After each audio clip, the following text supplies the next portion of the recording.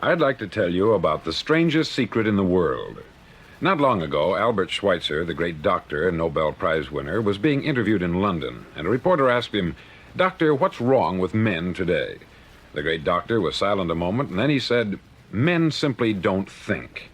And it's about this that I want to talk with you. We live today in a golden age. This is an era that man has looked forward, dreamed of, and worked toward for thousands of years. But since it's here, we pretty well take it for granted. We in America are particularly fortunate to live in the richest land that ever existed on the face of the earth, a land of abundant opportunity for everyone. But do you know what happens? Let's take 100 men who start even at the age of 25. Do you have any idea what will happen to those men by the time they're 65?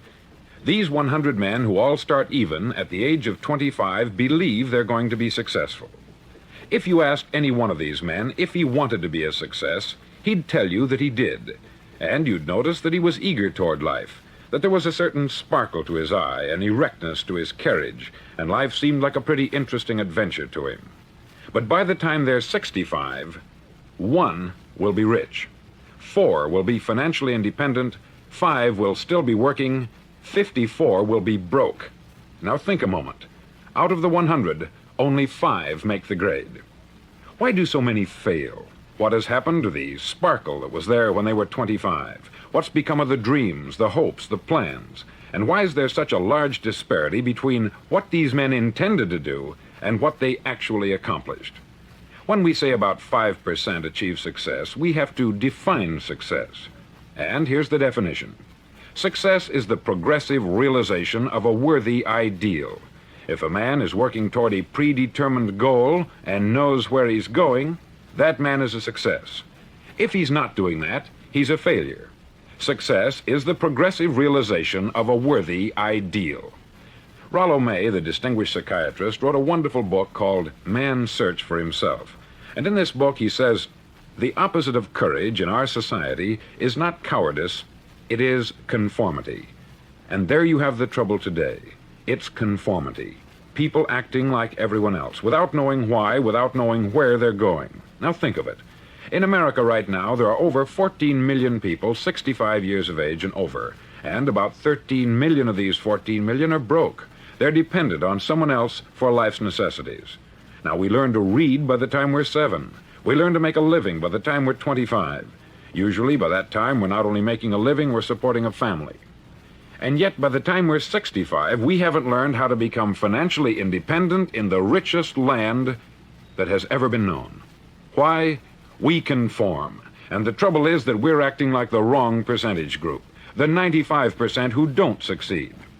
Now, why do these people conform? Well, they don't know, really. These people believe that their lives are shaped by circumstances, by things that happen to them, by exterior forces.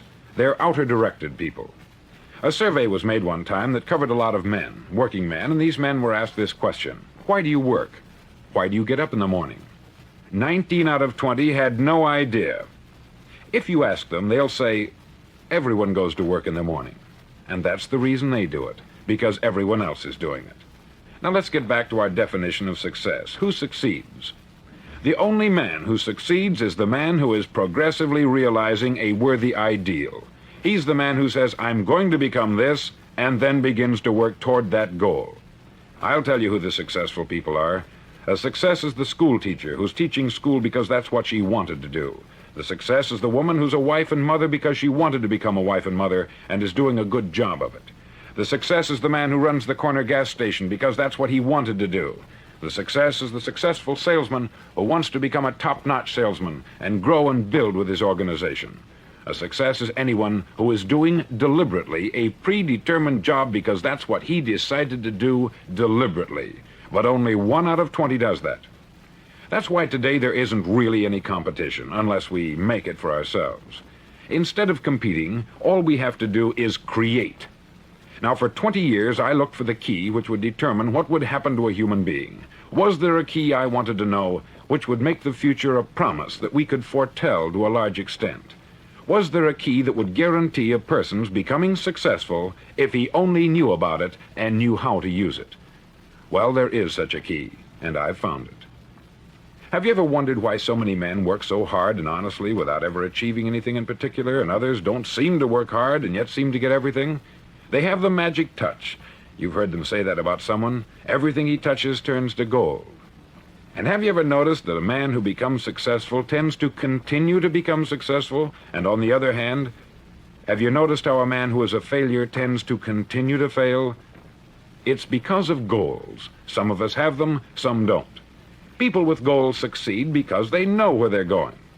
Now think of a ship leaving a harbor, and think of it with the complete voyage mapped out and planned. The captain and crew know exactly where it's going and how long it will take. It has a definite goal. 9,999 times out of 10,000, it will get to where it started out to get. Now let's take another ship, just like the first, only let's not put a crew on it, or a captain at the helm. Let's give it no aiming point, no goal, no destination. We just start the engines and let it go. I think you'll agree with me that if it gets out of the harbor at all, it will either sink or wind up on some deserted beach a derelict. It can't go any place because it has no destination and no guidance. It's the same with a human being. Take the salesman, for example. There is no other person in the world today with the future of a good salesman. Selling is the world's highest paid profession, if we're good at it and if we know where we're going. Every company needs top-notch salesmen, and they reward those men. The sky is the limit for them. But how many can you find? Someone once said, the human race is fixed, not to prevent the strong from winning, but to prevent the weak from losing. The American economy today can be likened to a convoy in time of war.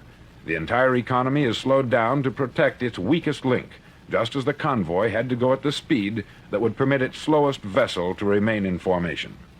That's why it's so easy to make a living today. It takes no particular brains or talent to make a living and support a family today. So we have a plateau of so-called security, if that's what a person's looking for. But we do have to decide how high above this plateau we want to aim for. Now let's get back to the strangest secret in the world, the story that I wanted to tell you today. Why do men with goals succeed in life and men without them fail? Well, let me tell you something which, if you really understand it, will alter your life immediately. If you understand completely what I'm going to tell you from this moment on, your life will never be the same again. You'll suddenly find that good luck just seems to be attracted to you. The things you want just seem to fall in line. And from now on, you won't have the problems, the worries, the gnawing lump of anxiety that perhaps you've experienced before. Doubt, fear, well, they'll be things of the past. Here's the key to success, and the key to failure. We become what we think about. Now let me say that again. We become what we think about. Throughout all history, the great wise men and teachers, philosophers and prophets have disagreed with one another on many different things. It is only on this one point that they are in complete and unanimous agreement. Listen to what Marcus Aurelius, the great Roman emperor, said. He said, "A man's life is what his thoughts make of it." Disraeli said this, "Everything comes if a man will only wait. I have brought myself by long meditation to the conviction that a human being with a settled purpose must accomplish it, and that nothing can resist a will that will stake even existence for its fulfillment." Ralph Waldo Emerson said this, "A man is what he thinks about all day long." William James said, "The greatest discovery of my generation is that human beings can alter their lives by altering their attitudes of mind." And he also said, "We need only in cold blood act as if the thing in question were real, and it will become infallibly real by growing into such a connection with our life that it will become real. It will become so knit with habit and emotion that our interest in it will be those which characterize belief." He also said this, "If you only care enough for a result, you will almost certainly attain it. If you wish to be rich, you will be rich. If you wish to be learned, you will be learned. If you wish to be good, you will be good. Only you must then really wish these things, and wish them exclusively, and not wish at the same time 100 other incompatible things just as strongly." In the Bible you read, in Mark 9:23, "If thou canst believe, all things are possible to him that believeth." Dr. Norman Vincent Peale said this, "This is one of the greatest laws in the universe. Fervently do I wish I had discovered it as a very young man. It dawned upon me much later in life, and I've found it to be one of the greatest, if not my greatest discovery, outside of my relationship to God. And the great law, briefly and simply stated, is that if you think in negative terms, you'll get negative results. If you think in positive terms, you will achieve positive results. That is the simple fact, which is at the basis of an astonishing law of prosperity and success. In 3 words, believe and succeed. William Shakespeare put it this way: our doubts are traitors, and make us lose the good we oft might win by fearing to attempt. George Bernard Shaw said, people are always blaming their circumstances for what they are. I don't believe in circumstances. The people who get on in this world are the people who get up and look for the circumstances they want, and if they can't find them, make them. Well, it's pretty apparent, isn't it? And every person who discovered this for a while believed that he was the first one to work it out. We become what we think about.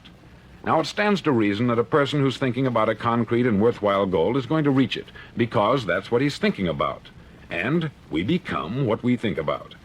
Conversely, the man who has no goal, who doesn't know where he's going, and whose thoughts must therefore be thoughts of confusion and anxiety and fear and worry, becomes what he thinks about. His life becomes one of frustration, fear, anxiety, and worry. And if he thinks about nothing, he becomes nothing. Now, how does it work? Why do we become what we think about? Well, I'll tell you how it works as far as we know. Now, to do this, I want to tell you about a situation that parallels the human mind. Suppose a farmer has some land, and it's good, fertile land.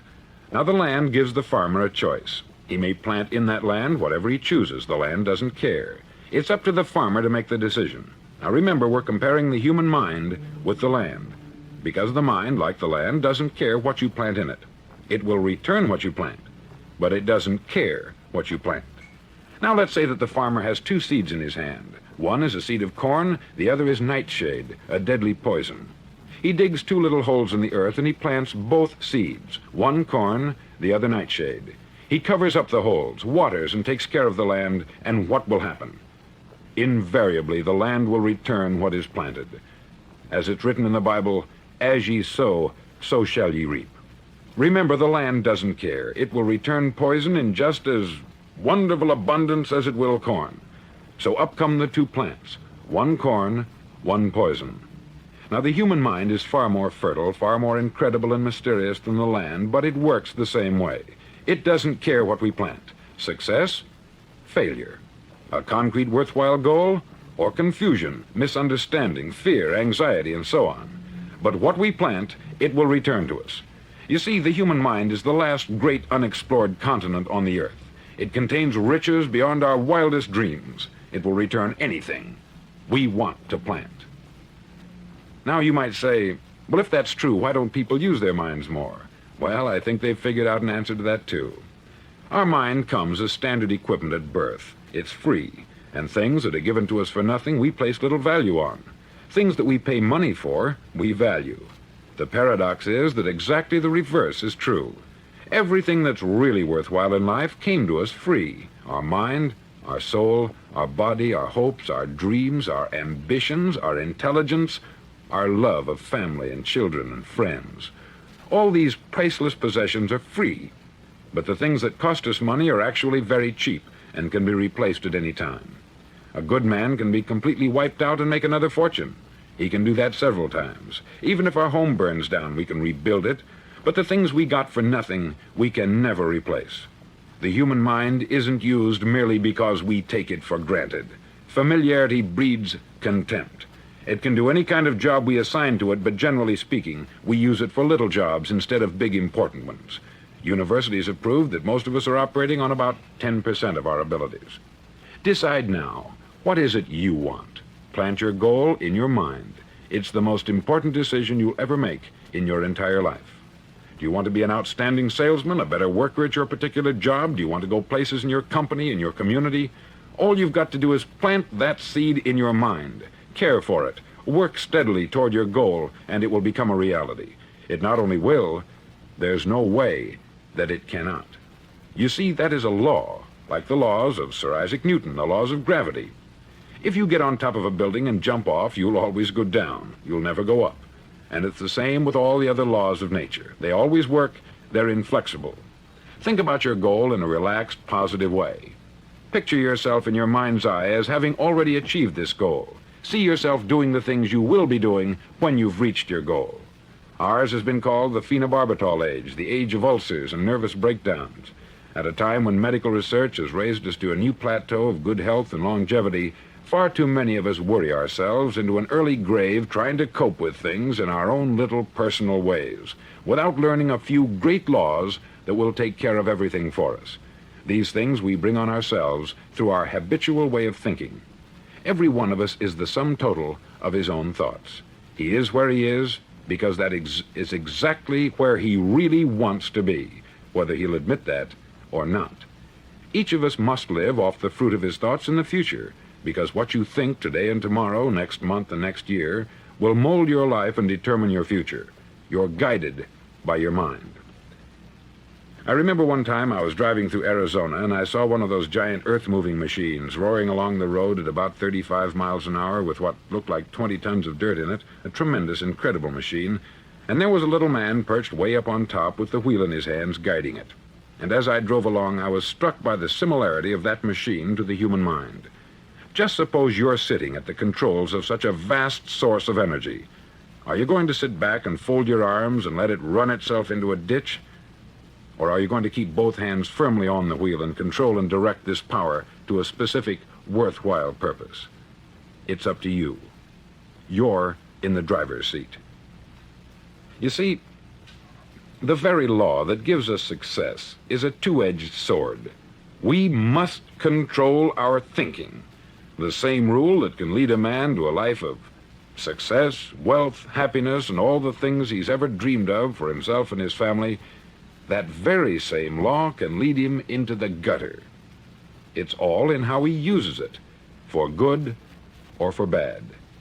This is the strangest secret in the world. Now, why do I say it's strange, and why do I call it a secret? Actually, it isn't a secret at all. It was first promulgated by some of the earliest wise men, and it appears again and again throughout the Bible. But very few people have learned it, understand it. That's why it's strange, and why, for some equally strange reason, it virtually remains a secret.